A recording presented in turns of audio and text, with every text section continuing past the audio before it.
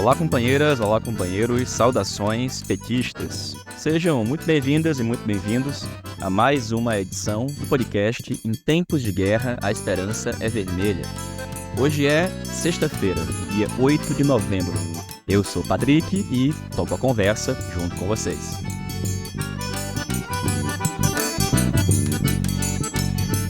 No episódio de hoje, escutamos a companheira Jana Silverman, dos Socialistas Democráticos da América, que fala sobre o resultado da eleição dos Estados Unidos com a eleição de Donald Trump. Para falar dos impactos sobre a eleição de Trump aqui no Brasil, a gente escuta o companheiro Walter Pomar. Falamos ainda da decisão do Banco Central de aumentar em 0,5 ponto percentual a taxa de juros aqui no Brasil e das perspectivas para a eleição da presidência da Câmara dos Deputados.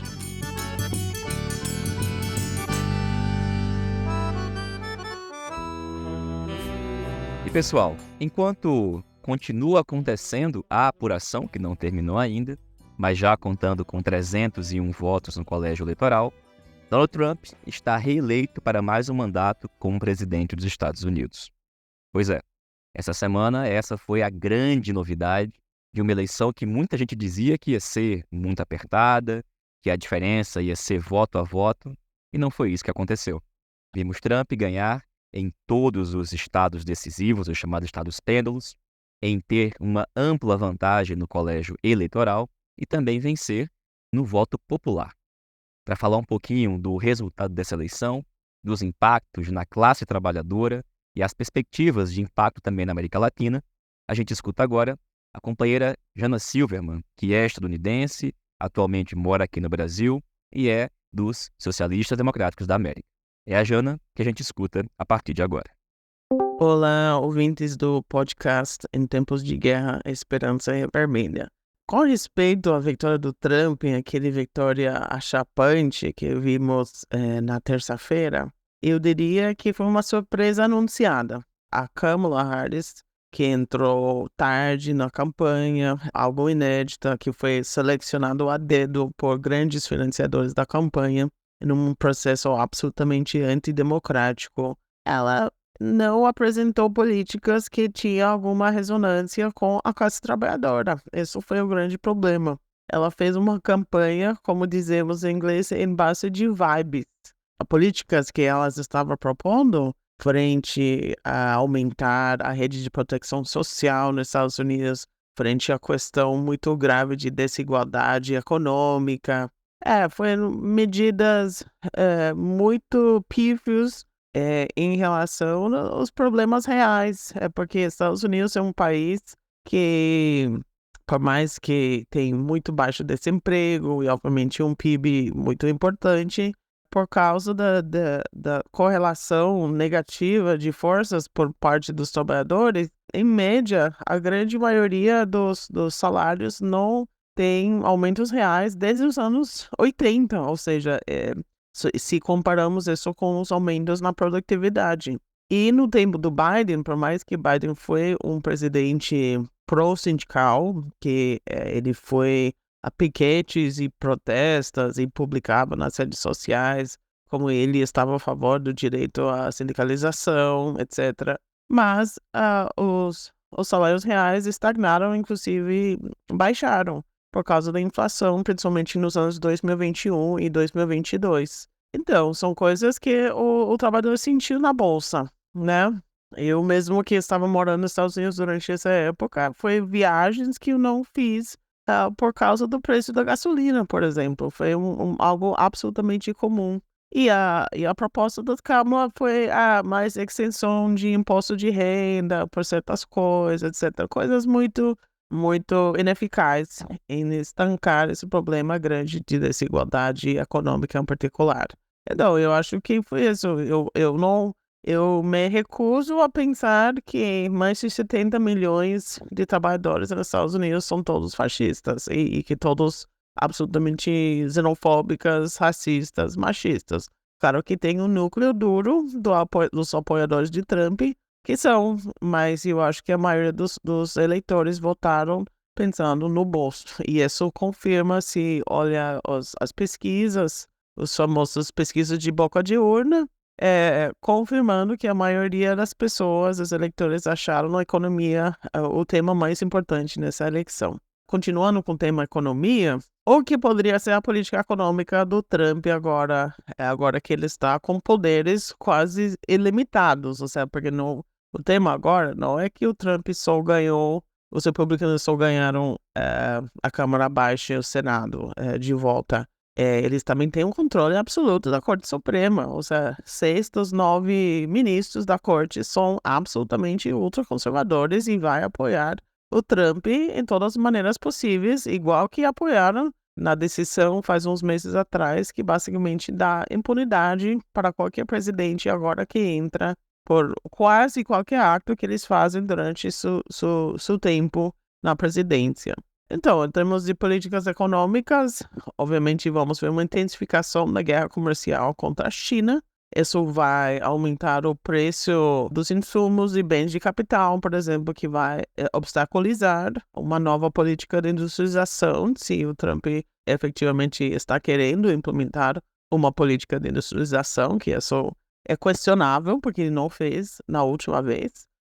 E a questão migratória vai ter um impacto complicado sobre o mercado de trabalho nos Estados Unidos, porque sabemos que dos mais de 50 milhões de imigrantes que moram nos Estados Unidos, muitos trabalham aqueles empregos no setor de serviços e comércio, que ganham salário mínimo ou só um pouco mais, e são trabalhos essenciais de supermercados, restaurantes, trabalho doméstico, construção, que a economia norte-americana não vive sim, pessoas trabalhando nesses empregos, mas também por ser trabalhos desvalorizados, com baixos salários, a maioria dos trabalhadores nativos americanos não querem trabalhar nesse setor. Então, aí é muito provável que vamos ver, se o Trump efetivamente começa a fazer deportações em massa, vamos ver o que vimos também em 2021, que foi na época quando a fronteira estava fechada por causa da crise do Covid. Vamos ver um mercado de trabalho muito apertado, que obviamente vai com falta de trabalhadores disponíveis, ou seja, falta de uma oferta de trabalhadores. Isso vai subir salários, provavelmente, e isso poderia terminar numa espiral de inflação. E obviamente, essa inflação vai impactar negativamente de novo na Bolsa dos Trabalhadores e também poderia provocar mais uma subida de juros por parte do Banco Central, do Fed, né? E isso, obviamente, vai impactar o acesso a crédito para as famílias e para as empresas dos Estados Unidos. E também, já indo para a questão do Brasil e América Latina, vai ter impactos negativos, que já estamos com impactos negativos, são a questão de dólar, do taxa de câmbio, vai atrapalhar ainda mais, porque os Estados Unidos vai ser um lugar mais lucrativo ainda para os investidores globais de colocar seu dinheiro, além de ser um lugar sempre seguro, né? Então, e agora a questão do impacto desse novo governo no Brasil e América Latina. Eu acho que a América Latina tem que separar, ou seja, não é um bloco só. Ou seja, você tem os países que por Trump são inimigos ideológicos, e principalmente Cuba e Venezuela. E eu acho que o governo do Trump vai tentar de tudo para derrubar os governos desses países, e Cuba sabemos que já está em condições sociais, econômicas absolutamente precárias. E Venezuela, lembramos que foi a vez passada que o Trump estava no governo, tivemos aquele fracasso total, aquela palhaçada do João Guaidó. Então, aí tem, enfim, a gente pode especular muito, mas eu acho que não tem nada que poderia ser desconsiderado, inclusive intervenções militares e intensificação, obviamente, do bloqueio econômico contra a Venezuela e também contra Cuba. México, aí vai ter uma relação muito complexa, porque, por um lado, o México não vive sem tem uma economia absolutamente ligada aos Estados Unidos, sobretudo por causa do Tratado de Livre Comércio entre Estados Unidos, Canadá e México. E Estados Unidos também não vive sem as importações mexicanas, ou seja, na indústria manufatureira. Mas a grande questão vai ser se a nova presidenta Claudia Sheinbaum vai cooperar, igual que a AMLO fez, com as políticas extremistas em termos migratórios, que basicamente vai forçar o México de seguir sendo, digamos, mais um escudo, prestando serviços para os Estados Unidos contra a entrada de imigrantes, entre aspas, ilegais ou irregulares. E no caso do Brasil, já para terminar, eu acho que a grande problema para nós, na esquerda brasileira, aqui vai ser, de novo, esse gás que essa vitória está dando para a extrema-direita aqui, igual que vimos em 2016. Isso não é pouca coisa, sabemos que, enfim, a extrema-direita não morreu, longe de ter morrido em 2022, não teve resultados não tão bons quanto queria, mas ainda estão vivos depois das eleições municipais. E aí você tem essa possibilidade de não só capitalizar dessa vitória simbólica, mas também ter uma ajuda direta do figuras como Steve Bannon, que já está em contato regularmente com a família Bolsonaro, né? E você tem, e eu acho que o outro para considerar vai ser como essa nova política externa, que também é um pouco como uma incógnita, obviamente vai ser mais isolacionista, mais proteccionista, mas também não sabemos como vai ser em termos no plano militar, porque por mais que o Trump tenha digamos, uma mentalidade ou um plano de ser mais isolacionista, saindo da guerra na Ucrânia, etc., mas sabemos que a indústria armamentícia dos Estados Unidos também tem seus próprios interesses, e são essa indústria que também financia basicamente todas as campanhas, tanto os democratas quanto os republicanos, com poucas exceções. Então, aí ele vai ter que seguir estimulando guerras em alguma parte do mundo, seja na Ucrânia, seja em Gaza, ou seja aqui na América Latina.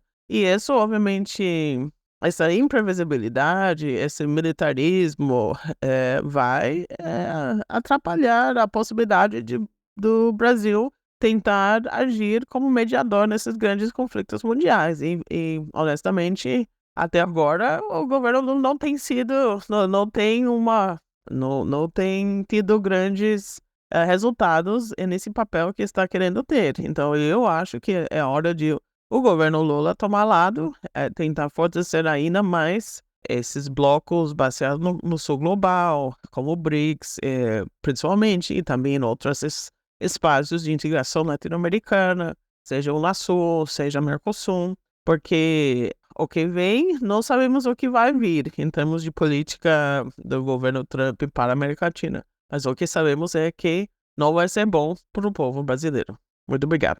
Valeu, Jana. Obrigado, companheira, pela tua participação. A gente vai conversar agora com o companheiro Walter Pomar. Depois desse panorama dado pela Jana, a gente pediu que o Walter falasse para a gente sobre as perspectivas da eleição de Trump e os seus impactos, especificamente aqui no Brasil. Afinal de contas, muita coisa vai mudar, muita coisa pode acontecer e a gente tem que se preparar para isso. Para falar desses impactos, a gente escuta agora o companheiro Walter Pomar. Olá, Patrick. Olá, ouvintes do podcast, comandado pelo Patrick Campos Araújo. Bom, Patrick, você pede que eu comente os impactos da eleição do Donald Trump aqui no Brasil. Os impactos, por enquanto, são essencialmente políticos. O principal deles é a extrema-direita está em festa.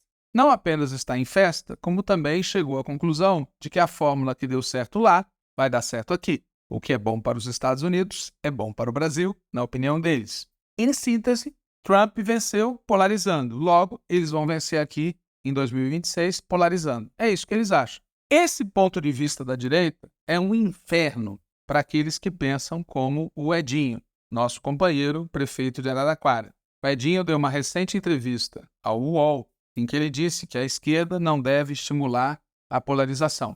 O problema é que a polarização existe. A extrema-direita já polarizava e vai polarizar ainda mais contra nós. E a pergunta é, o que nós devemos fazer diante disso?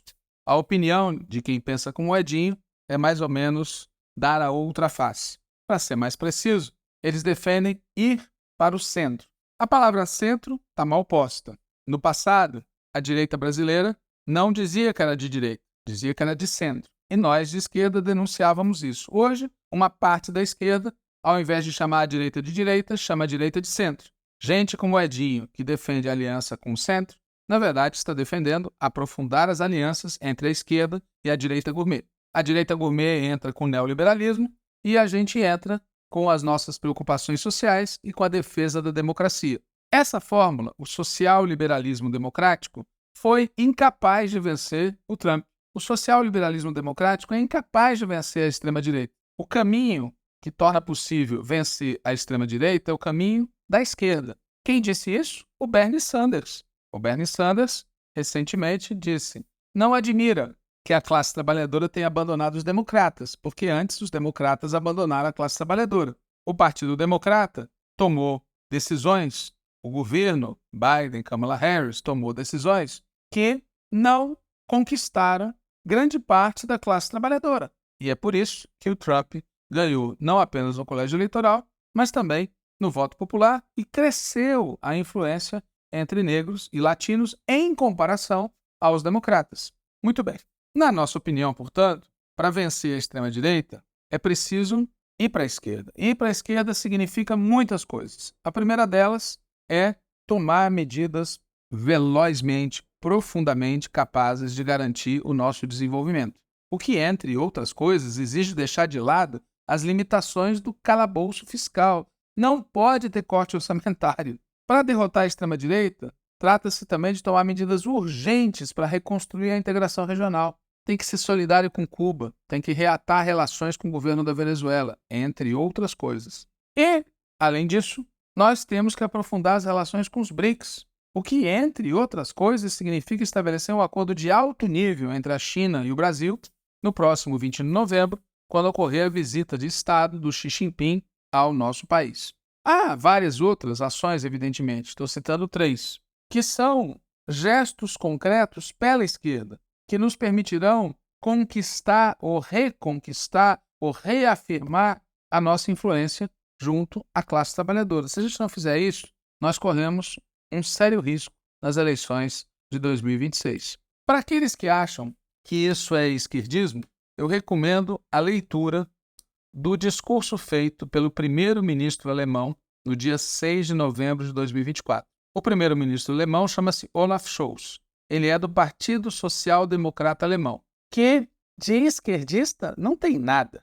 De radical só tem o apoio que eles dão a Israel no massacre que Israel comete contra o povo palestino. O Olaf Scholz é um defensor da Ucrânia de Zelensky. Portanto, não é alguém que possa ser acusado de radicalismo. Porém, no dia 6 de novembro, o Olaf Scholz fez um discurso à população alemã informando que ele estava destituindo o ministro de Finanças. Por quê? Porque o ministro de Finanças não estava entendendo a situação do mundo e da Alemanha. O Olaf Scholz diz, nesses tempos de incerteza, nesses tempos de Donald Trump, nesses tempos de guerra na Europa, nesses tempos de guerra no Oriente Médio, nesses tempos em que a economia alemã está vivendo um estancamento.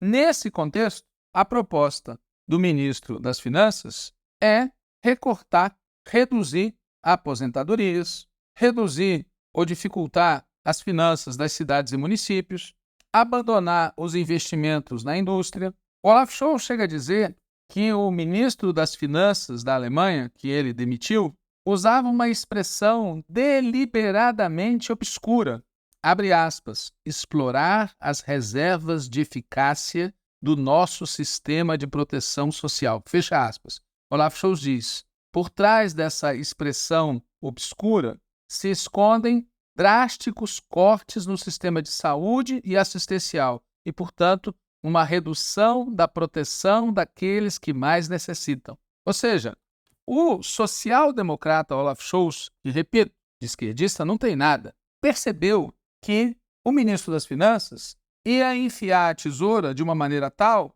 que teria como efeito quebrar ainda mais o apoio do governo e fazer a extrema-direita crescer. O Olaf Scholz diz que essas posições alimentam os inimigos da nossa democracia e acrescenta que a Constituição alemã tem um artigo que dá ao governo a possibilidade de deixar de lado a política relativa a conter a dívida pública quando houver uma situação de emergência excepcional. Ou seja, ele considera que a Alemanha está numa situação de emergência excepcional e que, neste contexto, é perigoso, inclusive politicamente, fazer os cortes que o ministro das Finanças da Alemanha quer fazer. E, por isso, ele demitiu o ministro das Finanças. Como vocês podem ver, num contexto como o que a gente está vivendo, é necessário mais ousadia, mais investimento, mais recursos públicos, mais Estado, e nada disso rima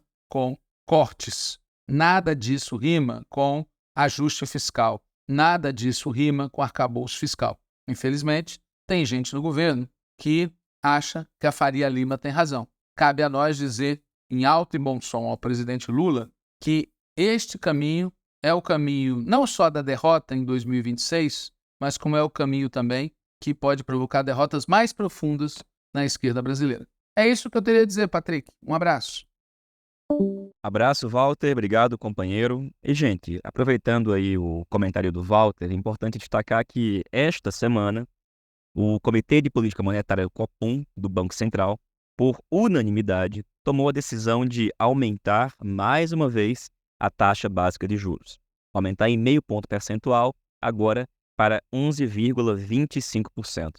Convenhamos, tudo que a gente não precisava depois de uma derrota nas eleições municipais deste ano, depois de uma vitória da extrema-direita nos Estados Unidos, depois de uma situação econômica muito, mas muito difícil no nosso país, para terminar 2024 com os juros ainda mais altos. É uma decisão muito ruim e é uma situação muito, mas muito delicada. Afinal de contas, a gente está falando de dificuldades para ampliar o investimento, em especial se o nosso governo insistir na tese do ajuste fiscal, de não aumentar o investimento na velocidade e na intensidade necessária. Ou seja, a gente termina 2024 em condições macro muito parecidas com aquela que a gente começou. Portanto, estamos pior.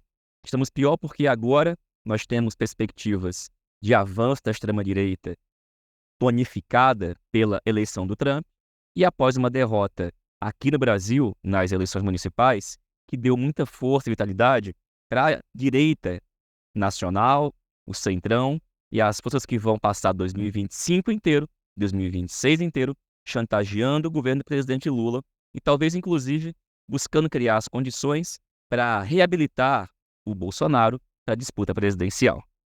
E por falar em chantagem e tentativas de reabilitar o Bozo, uma pauta que está nesse momento sobre a mesa e que a gente tem que fazer muita pressão popular e pressão inclusive sobre os deputados, deputadas do PT e de esquerda no Congresso Nacional, diz respeito à possibilidade de eleição de um presidente da Câmara, indicado por Arthur Lira, Hugo Mota da Paraíba, que tem compromisso com a tese, possivelmente, de anulação das condenações ou anistia dos golpistas do 8 de janeiro. O Arthur Lira, como nós já falamos aqui no podcast, ele retirou da CCJ o projeto que tratava de anistia. Criou uma comissão nova. Ela não começou a funcionar ainda. E o fato é que existem pressões de vários lados para que essa comissão funcione e que não só conceda anistia aos golpistas que estavam em Brasília e efetivamente depredaram, atacaram os prédios públicos e tentaram o golpe, mas também em relação ao Bolsonaro. E agora, com a eleição de Trump, esta tese, em alguns setores, como o Walter também mencionou, ganhou ainda mais intensidade. Razão pela qual a gente tem que terminar esse ano dando alguma demonstração de força. Por um lado, o governo tem que apresentar uma pauta política e econômica contundente para 2024. Por outro lado, o Congresso Nacional, na verdade as forças de esquerda do PT no Congresso Nacional, também tem que demonstrar que tem posição política e tem disposição para a luta, e que não vai ficar refém das artimanhas de Arthur Lira e do Centrão para colocar o governo e a esquerda contra a parede. São tempos muito, mas muito duros, que a gente consiga enfrentá-los e, obviamente, mudar esse cenário para que a classe trabalhadora consiga viver melhor, ter alguma perspectiva de curto, médio e longo prazo que não seja a direita e a extrema-direita. A gente se reencontra na próxima edição aqui do podcast para falar desses e outros assuntos, mas desde já fica o convite para quem estiver em São Paulo, para nesse fim de semana, dia 9, participar de uma plenária que vai acontecer do Manifesto Petista, um espaço que vai reunir militantes do PT de São Paulo, mas quem mais puder participar, e evidentemente discutir essas e outras questões. Tem muito debate e muita decisão importante a ser tomada. Fica aqui o convite. Saudações petistas, bom fim de semana e até mais.